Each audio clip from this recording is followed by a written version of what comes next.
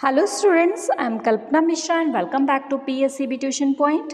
Students, आज के इस वीडियो में हम डिस्कस करने वाले हैं class 8 science chapter number 13 light के लॉन्ग क्वेश्चंस। प्रीवियस वीडियो में हमने चैप्टर को रीड कर लिया है, ब्लैंक्स ट्रू फॉल्स कर लिए और वेरी शॉर्ट क्वेश्चन कंप्लीट कर लिया है। आपने अगर वीडियो नहीं देखा है तो उसका लिंक आपको डिस्क्रिप्शन में मिल जाएगा और डिस्क्रिप्शन में भी मिल जाएगा, साथ में आप चैनल पे जाके क्लास 8 साइंस की प्लेलिस्ट भी आप चेक कर सकते हैं। ठीक है, तो चलिए वीडियो को शुरू करते हैं। इससे पहले चैनल पर नए हैं तो प्लीज़ चैनल को लाइक शेयर एंड सब्सक्राइब जरूर करना। तो चलिए स्टार्ट करते हैं। तो फर्स्ट क्वेश्चन है हमारा long question, with the help of the label diagram explain human I. Diagram बना के ह्यूमन आई को आपने एक्सप्लेन करना है। तो ये डायग्राम आपकी बुक में ऑलरेडी दिया हुआ है, तो आप बुक से भी बना सकते हैं। अगर किसी बच्चे के पास बुक नहीं है तो आप यहाँ से स्क्रीनशॉट ले लो। यहाँ पर देखो, सबसे पहले यहाँ पर बीच में आपको लेंस होता है। लेंस को कुछ मसल्स होती है वो पकड़ के रखती है, इनको हम सीलियरी मसल्स बोलते हैं। आगे ये जो खाली जगह होती है इसमें एक लिक्विड भरा होता है जिसे हम एक्वस ह्यूमर कहते हैं।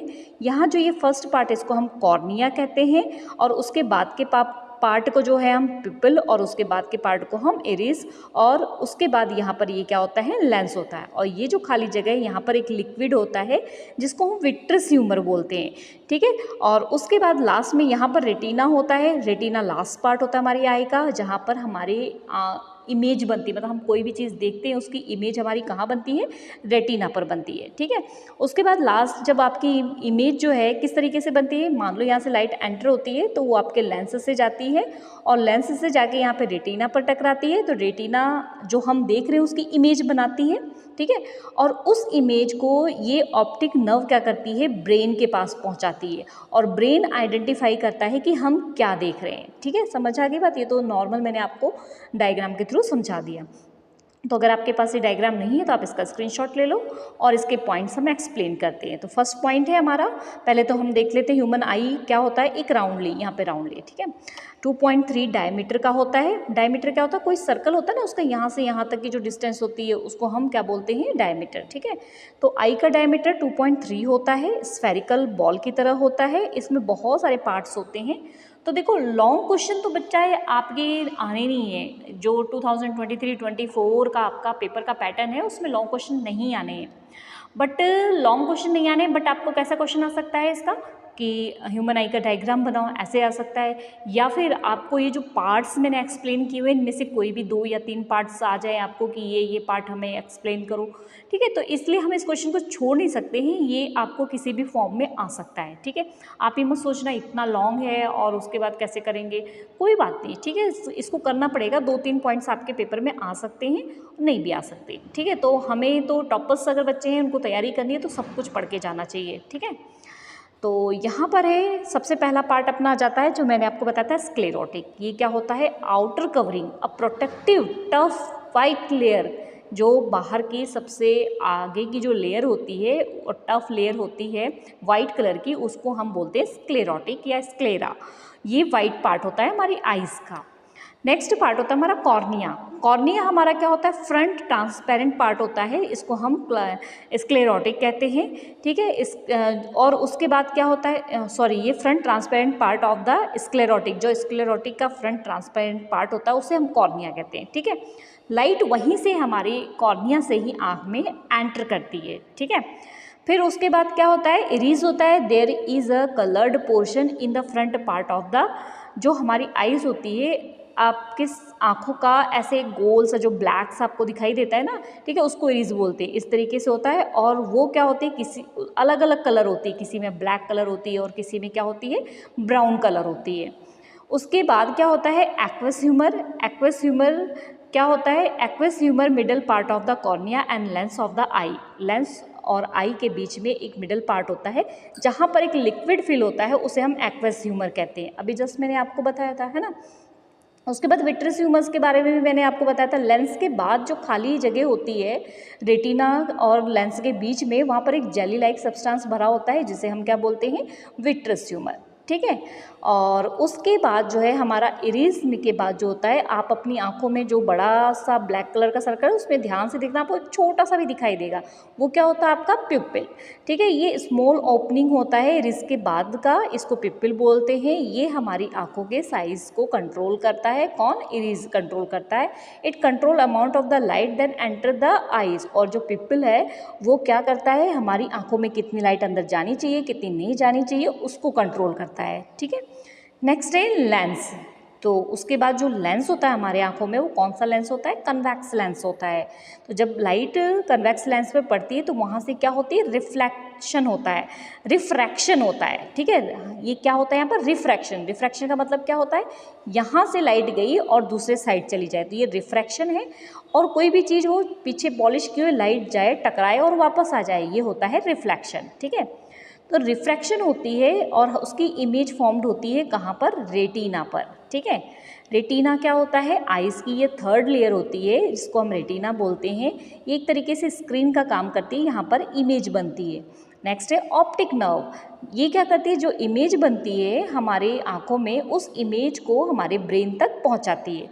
अब जो ऑप्टिक नर्व है ये 2 टाइप की होती है, इसमें 2 टाइप के सेल इंक्लूड होते हैं। एक कोन सेल होती है और एक रॉड सेल होती है। कोन सेल और रॉड सेल। कौन सेल क्या करती है? Cone cell are the nerve cell. ये नर्व सेल होती है, सेंसिटिव होती है ब्राइट लाइट की, जो ब्राइट लाइट होती है उसके सेंसिटिव होती है। ठीक है, और कलर को देखने में ये हेल्प करती है। और रॉड क्या होती है? ये ऑप्टिक नर्व की सेल होती है। ये क्या होती है? सेंसिटिव डिम लाइट की होती है। ये ब्राइट लाइट की होती है और ये डिम लाइट की। ये याद रखना आपने, कई बार ये शॉर्ट वर्क में ब्लैंक्स टू फॉल्स में आपको पूछ सकते हैं। नेक्स्ट ब्लाइंड स्पॉट के बारे में भी पूछ सकते थे, ये भी पता होना चाहिए। ब्लाइंड स्पॉट हमारी आइस में ऐसी जगह होती है ऑप्टिक नर्व के पास में, रेटिना के पास में, जहाँ पर हम कोई भी इमेज नहीं देख सकते हैं, जहाँ पर हमारे कोई भी सेंसरी सेल नहीं होती, सेंसरी नर्व सेल, मतलब कोई भी चीज़ वहाँ पे सेंस नहीं हो सकता है, उसे हम ब्लाइंड स्पॉट कहते हैं। ठीक है, नेक्स्ट इंपॉर्टेंट क्वेश्चन है ये, क्या है? Right the law of the reflection of the light and draw diagram.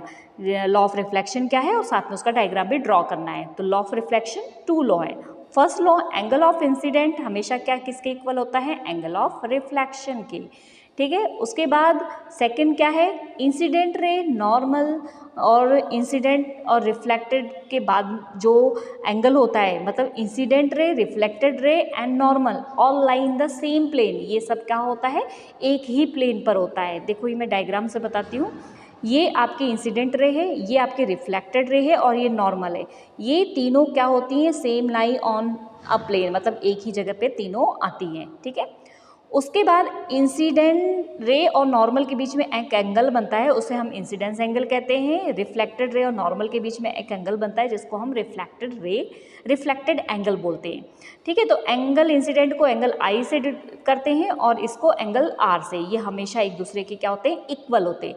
अगर आप इसका एक्सपेरिमेंट करोगे तो अगर ये 30 डिग्री आया है तो ये भी 30 आएगा, ये आपका 40 आया है तो ये भी 40 आएगा। ठीक है, समझ आ गई बात। Next question, what is kaleidoscope और what are it's uses. Kaleidoscope क्या है, उसके यूजेस बताने हैं। तो पहले देखते हैं कैलेडोस्कोप क्या होता है। एक ऑप्टिक इंस्ट्रूमेंट होता है जिसके बीच में जो है मिरर वगैरह प्लेस किए होते हैं और कुछ इस तरीके से एंगल उसका बनाया जाता है कि उसके में मल्टीपल रिफ्लेक्शन होता है। मल्टीपल रिफ्लेक्शन का मतलब लाइट टकरा रही है, मुड़ रही है, टकरा रही है, मुड़ रही है, टकरा रही है, मुड़ रही है। ठीक है, मल्टीपल रिफ्लेक्शन होता है। इससे एक ब्यूटीफुल पैटर्न मिलता है, उसे हम कैलेडोस्कोप कहते हैं। एक ब्यूटीफुल पैटर्न मतलब बहुत अच्छा सा दिखाई देता है। अब इसका यूजेस क्या होता है? आर्टिस्ट इसका यूज़ करते हैं वॉलपेपर वगैरह बनाने में, कपड़ों में डिज़ाइन बनाने में, न्यू पैटर्न, क्योंकि एक इसकी खासियत होती है कैलेडोस्कोप की, इसमें जो है कभी भी कोई पैटर्न रिपीट नहीं होता है, हर बार नया पैटर्न बनता है। तो ये कैलेडोस्कोप कैसे बनाते हैं, या डायग्राम है, तो ये डायग्राम जरूर आप साथ में बना देना।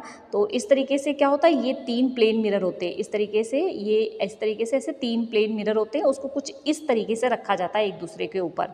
ठीक है, उसके बाद क्या किया जाता है, एक साइड से इसको जो है मिरर लगा देते हैं, दूसरी साइड से ऐसा मिरर लगा के उसके ऊपर क्या करते हैं, एक होल कर देते हैं और इसमें थोड़ी सी चूड़ियाँ डाल देते हैं, तो चूड़ियों के टुकड़े डाल देते हैं पीस के।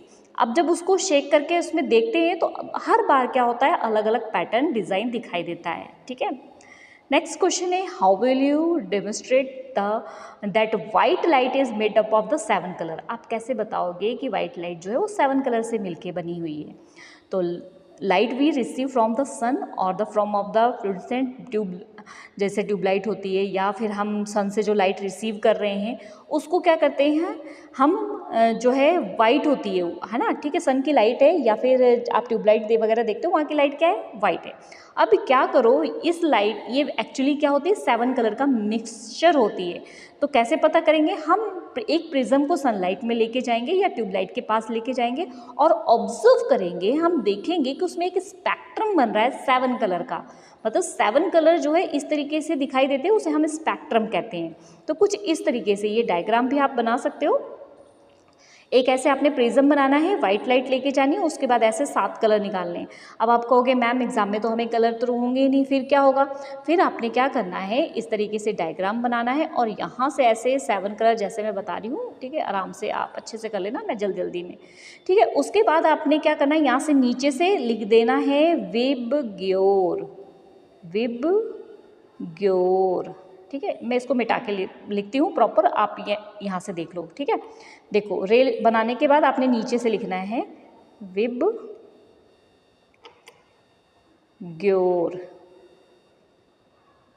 कुछ रह गया, मिसिंग हो गया यहाँ पर, विबग्योर, ओ यहाँ पे आर है, ठीक है। अब क्या है, उसके बाद इसकी फुल फॉर्म लिख देना, जितनी भी आपने ऐसे रेज निकाली ना, V means violet, indigo, blue, green, yellow, orange, red. इससे क्या होगा, एग्जाम में इंप्रेशन अच्छा पड़ेगा आपका, ठीक है, और अच्छे मार्क्स आएंगे, ठीक है। तो ये हो गए हमारे long questions. I hope video आपके लिए हेल्पफुल हुई हो।